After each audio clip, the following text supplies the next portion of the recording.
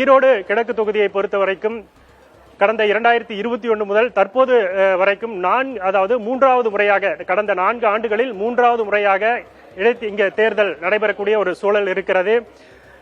இந்நிலையில் கடந்த இடைத்தேர்தலை ஒப்பிடும்போது இந்த இடைத்தேர்தல் ஒரு மிகவும் பரபரப்பான ஒரு சூழல் இல்லை, சுவாரஸ்யமான ஒரு சூழல் இல்லாமல் தான் இருக்கிறது.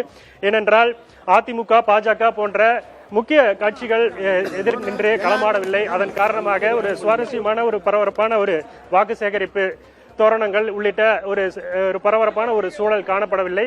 வழக்கம் போல தேர்தல் ஆணையம் அதற்கான அந்த பாதுகாப்பு ஏற்பாடுகளை மற்ற ஏற்பாடுகளை அதிகமாக செய்திருக்கக்கூடிய ஒரு சூழல் இருக்கிறது. மொத்தம் 46 வேட்பாளர்களில் திமுக வேட்பாளர் சந்திரசேகர், அதே போல நாம் தமிழர் கட்சியினுடைய வேட்பாளர் சீதா லட்சுமி உள்ளிட்ட இரண்டு வேட்பாளர்கள் மட்டுமே கட்சி வேட்பாளர்களாக இருக்கிறார்கள்.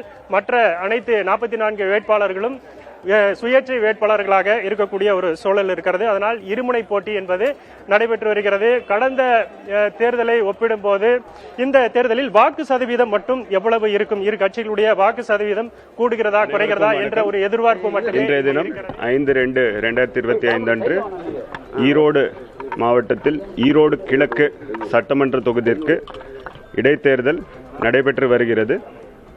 237 வாக்குச்சாவடிகள் தயார் நிலையில் உள்ளன.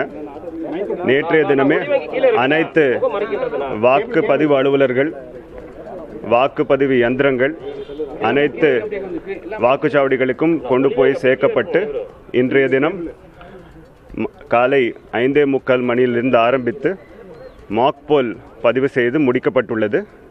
7 மணிக்கு அனைத்து வாக்குச்சாவடிகளிலும் இந்த வாக்குப்பதிவு ஆரம்பிக்கப்பட்டு மாலை 6 மணி வரைக்கும் நடைபெறும்.